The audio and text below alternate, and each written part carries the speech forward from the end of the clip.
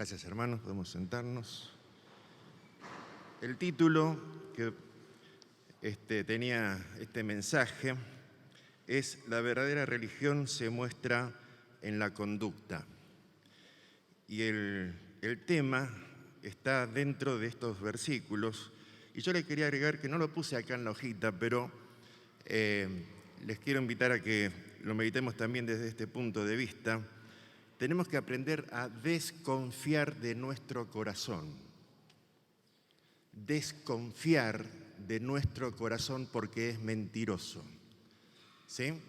Nos hace sentir cosas que son engañosas. Cuando dice ahí Jeremías capítulo 17, versículo 9, engañoso es el corazón más que todas las cosas y perverso, ¿quién lo conocerá? Me queda el interrogante, ¿cuál es más mentiroso, si mi corazón o Satanás? Porque dice que es más mentiroso, es engañoso el corazón más que todas las cosas. Quizás no estaría incluido Satanás en las cosas, pero que nuestro corazón está a la cabeza de las mentiras, es una realidad también, porque nuestro corazón, según Romanos, está en pecado, capítulo 1. La mente está entenebrecida, ¿sí? El corazón está como que perdió su esencia, para lo cual fue creado, que era para sentir las cosas de Dios. Así que dentro de este tema, como un subtítulo, yo les invito a pensarlo de esta manera: a aprender a desconfiar cuando nuestro corazón nos dicta cosas, porque si no estamos pensando con el nuevo corazón que Dios nos dio, estamos siendo engañados. De ahí vienen los conflictos, las peleas.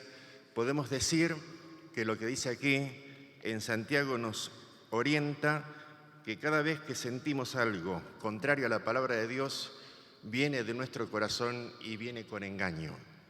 Entonces, tenemos que aprender a discernir de dónde viene lo que estamos sintiendo, poder pasarlo por el filtro de la palabra de Dios, pero para esto hay algunas cosas que nos aconseja aquí para no caer en el engaño, ¿sí?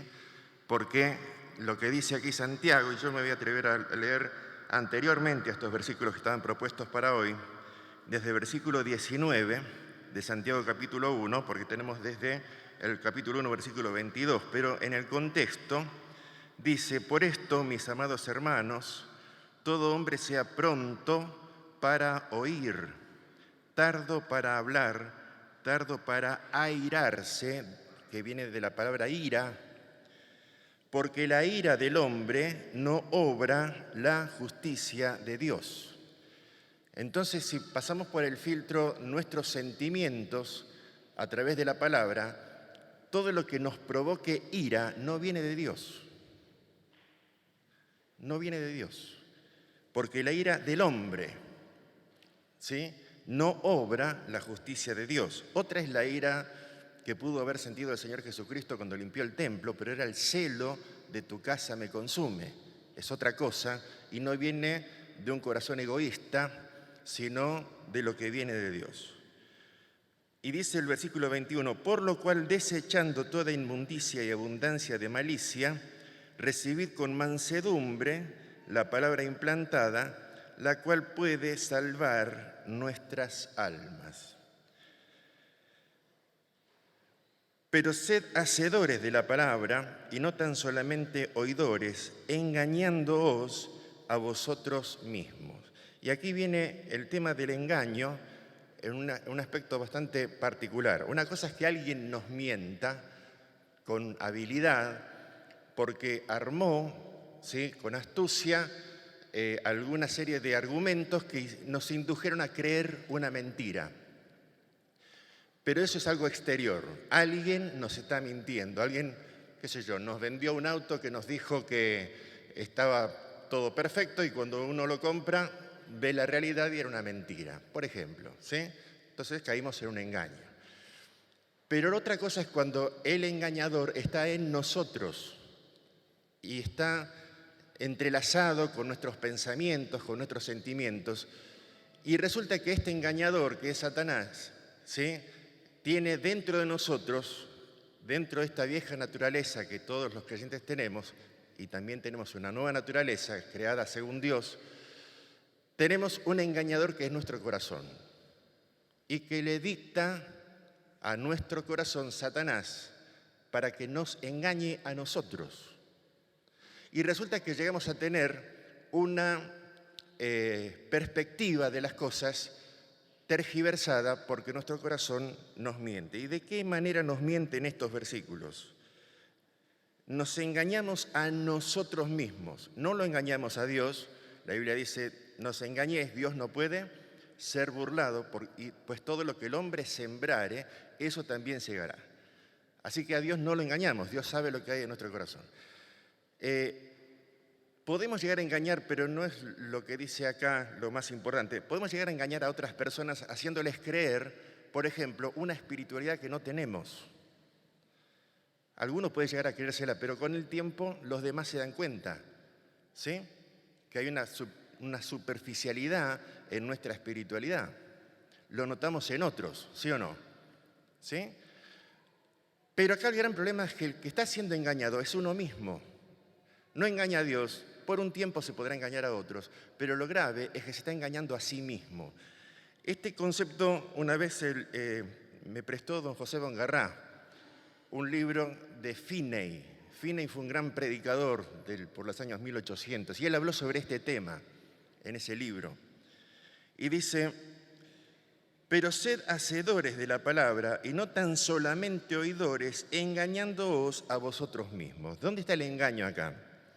Que el creyente puede llegar a pensar que por haber escuchado una verdad, por eso ya la está viviendo. Por haber escuchado una verdad. Y si nos ponemos a pensar, venimos y nos sentamos acá y escuchamos verdades a borbotones. El peligro está que por pensar que el hecho de habernos sentado a escuchar, eso hace que ya la estemos viviendo. Ahí está el peligro que nos marca este pasaje, ¿sí? Por escuchar no lo estamos viviendo, sino cuando la tomamos en cuenta esa verdad y la aplicamos a la vida personal, ¿sí? Y sigue diciendo acá, pero sed hacedores de la palabra y no tan solamente oidores, engañándoos a vosotros mismos. Porque si alguno es oidor de la palabra, pero no hacedor de ella, este es semejante al hombre que considera en un espejo su rostro natural, porque él se considera a sí mismo y se va y luego olvida cómo era. Repito el versículo. Porque si alguno es oidor de la palabra, pero no hacedor de ella, ubicamos a quién se está dirigiendo aquí. El hermano que vino se sentó, o hermana, escuchó una verdad, pero no le entró más que del tímpano para adentro, ¿sí? Es decir, quedó esa verdad del tímpano para afuera. Hizo vibrar el tímpano, pero no entró la idea. Por lo tanto, no corrigió. Y dice, porque si alguno es oidor de la palabra, pero no hacedor de ella, este es semejante al hombre que considera en un espejo su rostro natural. Y pone como ejemplo algo muy sencillo que lo vivimos todos los días nosotros. Estoy seguro de que todos nosotros hoy a la mañana nos miramos al espejo. ¿Sí? Creo que alguien levante la mano y que diga que no se miró al espejo, creo que todos, ¿sí?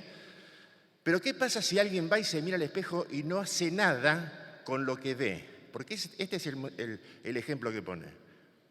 Va una persona, se mira al espejo, se miró, vio cómo estaba, recién se levantó, ¿sí? Le faltó peinarse y se fue. No hizo nada con lo que vio. Porque es semejante al hombre que considera en un espejo su rostro natural. ¿Sí? Y aquí está el peligro que Dios nos está mostrando a los creyentes. Venir, mirar la palabra o abrir la palabra en nuestra casa, en nuestro hogar, ver lo que dice, pero que no me afecte a mí, no me modifica nada. ¿Sí? Y dice acá, es semejante al hombre que considera en un espejo su rostro natural, porque él se considera, se mira a sí mismo y se va y luego olvida cómo era.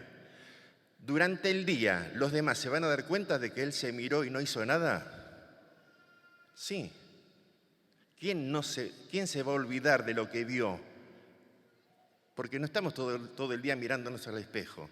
Uno se mira y se va, y si no hizo nada, sigue despeinado, por ejemplo, y se fue, y los demás sí se van a dar cuenta que está despeinado, pero él no. Se va a olvidar. Qué ejemplo sencillo y práctico. Dice, este es semejante al hombre que considera en un espejo su rostro natural, porque él se considera a sí mismo y se va y luego olvida cómo era. Mas el que mira atentamente en la perfecta ley, la de la libertad, y persevera en ella, está mirándose al espejo en la perfecta ley, en la palabra de Dios, la de la libertad. Y estamos hablando de cosas sencillas. ¿Cuántas veces nos ha pasado, seguro a todos nosotros, que venimos como distraídos a la reunión y de repente el hermano que está hablando toca un tema que es exactamente lo que uno necesita para ese día? Supongamos que nos peleamos en casa con algún integrante de la familia y la ira estuvo reinando, ¿sí?, en ese momento. Y cuando llegamos a la reunión, alguien abre la Biblia y habla justamente de ese tema. Si el hermano o la hermana, cualquiera de nosotros, ante esa verdad no corrige lo que tenga que corregir dentro de sí y toma en cuenta lo que Dios le está hablando, se empieza a endurecer el corazón. ¿Sí? Siempre me llamó la atención el proceso de endurecimiento del corazón de Faraón. Primero dice, una vez me atreví a contar las veces. Fueron 10 plagas, pero fueron 15 veces que la Biblia cuenta que el corazón de Faraón se endureció. Pero al principio, Dios ya sabía que Faraón se iba a endurecer, ¿sí? Pero al principio dice que Faraón endureció su corazón.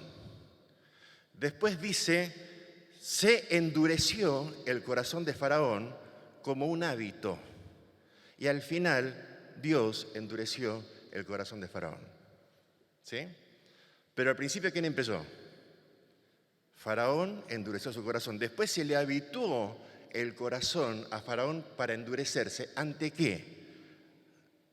Dice Jehová, decía Moisés. ¿Qué le estaba llegando a Faraón? La palabra de Dios. Y nuestro corazón engañoso tiene una habilidad espectacular para reconocer verdades y hacerse resbaladizo ante esas verdades. Pero cuanto más nosotros, al escuchar las verdades que nos están invadiendo y que nos inquietan, y aprendemos a decir, bueno, de esto ya voy a escuchar otra vez, y lo dejamos pasar y no corregimos lo que la Escritura nos está reflejando de nosotros, se comienza esto de endurecer el corazón ante las verdades de Dios y corremos el peligro de seguir escuchándolas y que nos resbalen. Pero ¿qué dice la Escritura con respecto a esto? Si oyeres hoy su voz, no endurezcáis vuestros corazones. Tenemos la terrible capacidad de endurecernos ante las verdades de Dios y los creyentes corremos ese peligro, porque esta carta está escrita a creyentes. ¿Sí? Dice, si somos oidores olvidadizos, pero no hacedores de la obra. ¿Sí? Si sabéis estas cosas, ¿cómo sigue? Bienaventurados seréis si las hiciereis. Qué importante que es para Dios captar una verdad y decir, Señor, me estás hablando. Por eso dice acá que las verdades de Dios, es decir, yo creo que siempre al corazón nuestro lo va a irritar. Cuando está, por supuesto, nuestro corazón engañoso, está queriendo resistirse a estas verdades y hacemos que nos resbalen, ¿sí? Porque ¿qué dice acá? Recibir con mansedumbre la palabra implantada. Quiere decir que si necesitamos mansedumbre es porque una verdad que nos está atacando, que no nos gusta, que especialmente, ¿vieron cuando les habrá pasado alguna vez? Uno quiere mostrarle una verdad a un hermano pero ese hermano se nota que no quiere escuchar esa verdad. Porque ¿qué le produce en su corazón? Dice acá, recibid con mansedumbre la palabra implantada para que salvéis vuestras almas. Pero si está hablando a creyentes, ¿a qué se refiere cuando dice salvar el alma?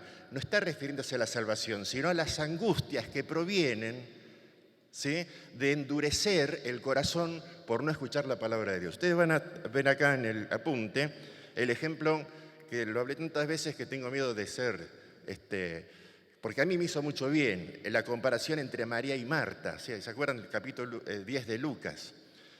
Y el caso es que Marta lo recibe a Cristo en su casa como un ejemplo de lo que hicimos nosotros cuando recibimos a Cristo en nuestro corazón. Pero Marta se preocupaba con muchas cosas, ¿sí? María se sienta a los pies de Jesús y oía su palabra. Resulta que Marta se empezó a incomodar y llegó a cometer errores muy importantes. ¿Pero por qué? Porque ella estaba en las muchas cosas y culturalmente estaba en lo correcto Marta. ¿Por qué? Porque tenía que atender a la visita. Pero el Señor estaba hablando. Y hay muchas veces que Dios va en contra de nuestras costumbres y Él sigue hablando y entonces hay que sentarse a escuchar. Es interesante ver cómo inciden nuestras costumbres en nuestra espiritualidad. Hay una plaga en la actualidad. Yo que no soy de la generación de la computadora, quizás lo puedo ver junto con los hermanos, que también le pasa lo mismo. El hecho de sentarse, ¿a qué nos sentamos? Porque a lo que le damos importancia, a esas cosas, el cuerpo lo sentamos a eso, ¿sí? ¿Cuántos creyentes están en la computadora horas, pero muy poco tiempo ante la palabra de Dios? Y después vienen las consecuencias. ¿Qué hizo María? Se sentó. Salmo 1. Bienaventurado el varón que no anduvo en consejo de malos, ni estuvo en silla de escarnecedores. ¿Sí? ¿Qué está pasando, según lo que me cuentan? ¿Sí? Creyentes que están escuchando mucho más las opiniones de otras personas y no la opinión de Dios, emitiendo opiniones, lanzándolas a millones de personas quizás. Se ha multiplicado la murmuración, porque antes un creyente para poder murmurar tenía que esperar el miércoles o el domingo para murmurar con otros creyentes, ¿sí? Para poder decir algo de otro. Pero ahora en cualquier momento. Y se aprieta un botoncito y lo que dice. Y entonces, ¿a qué nos estamos sentando? Porque María se sentó. Marta no se sentó. ¿Qué le dice el Señor a Marta cuando va? Porque, interesante, Señor, ¿no te da cuidado? A vos, al Señor le dice. ¿No te da cuidado que mi hermana me deje servir sola? Dile pues que me ayude. Hay dos cosas allí. No te da cuidado. ¿Qué le está diciendo a Cristo? Señor, yo para vos no soy tan importante como María. Porque no te da cuidado, no te importa que mi hermana me esté dejando servir sola. Y después que le dice, dile pues que me ayude. ¿Qué es eso? Es una orden, más desubicada imposible. ¿Pero a qué la llevó a la desubicación? No saber sentarse, no prestar atención. El prestar atención es más importante que la grosura de los carneros, dice. ¿Se acuerdan? ¿No? Primero Samuel, a Saúl le dice Samuel, el prestar atención es mucho más importante que toda la religiosidad que podemos llegar a tener, que es el tema nuestro. ¿Sí? Entonces dice acá, prestar atención, ¿qué es lo que nos dice Dios? La palabra de Dios nos puede llegar a través de un mensaje, como por ejemplo cuando venimos a las reuniones, o cuando abrimos nosotros en nuestra devocional personal, o con un hermano que se interesó a venir a decirnos algo que está viendo en la palabra de Dios. Y el peligro está que lo rechacemos, porque dice que hay que recibir con mansedumbre la palabra implantada, la cual puede salvar nuestras almas de lo que le pasaba a María. a Marta. Dice, Marta, Marta, afanada y turbada estás con muchas cosas. No le reconoce servicio el Señor a Marta. No le dice, estás sirviéndome a mí con muchas cosas. No, estás con muchas cosas. Y solo una cosa es necesaria. ¿Quién dice que esa cosa y cuál es la cosa necesaria? Lo dice el Señor Jesucristo y dice cuál es la cosa. ¿Cuál es?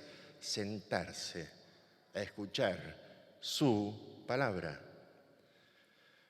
María no se la nota ni ansiosa, ni turbada, ni perturbada, ni juzgando al Señor, ni dándole órdenes. A Marta sí. Entonces deja sentado el Señor y le dice, Marta, Marta. Pocas veces yo leo en la Escritura que el Señor repite el nombre 2 veces de una persona. ¿Para qué le habrá repetido a Marta su nombre 2 veces? ¿Será para llamarle la atención? ¿Cuánto requiere el Señor nuestra atención? Que le prestemos atención. ¿Qué es lo que nos está diciendo? No qué le dice a otro. ¿Qué me está diciendo a mí para que yo corrija de lo que estoy viendo? Pero no lo va a corregir Él. Tenemos que corregirlo nosotros. ¿Se acuerdan cuando el Señor marca claramente qué es lo que va a hacer Él y qué es lo que Él pide que hagamos nosotros? Por ejemplo, llega ante la tumba de Lázaro. ¿Y qué le dice a la gente? Quitá la piedra. ¿Qué iba a hacer Él? Resucitar a Lázaro. Es decir, ¿qué iba primero? Hacer lo que Él decía y después se ve el milagro. ¿Sí? Siempre en la palabra se ve ese orden. Primero hacer lo que Dios manda y después vemos los milagros. Pero primero es el hacer. A Moisés le dice que tenía que avanzar y que el mar se iba a abrir. ¿Qué tenía que hacer Moisés primero? Avanzar. Y después el mar se abre. Es decir, primero va el acto de obediencia y después se ve el milagro. Ese es el orden.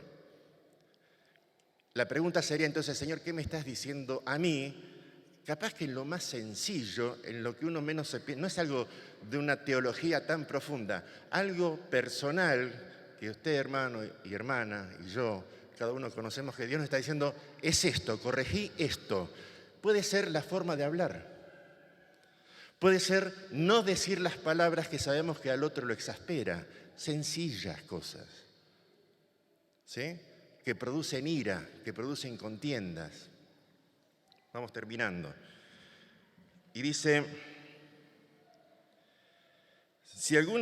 versículo 25, mas el que mira atentamente en la perfecta ley, la de la libertad, y persevera en ella, no siendo oidor olvidadizo, sino hacedor de la obra, este será bienaventurado en lo que hace, será feliz. ¿Qué se está jugando? Nuestra bienaventuranza, se está jugando nuestra felicidad, no la salvación eterna. Sabemos que estamos seguros de nuestra salvación. Se está jugando nuestro relacionarnos con Dios. Y si hay una relación correcta con Dios, con los demás también va a haber una relación correcta.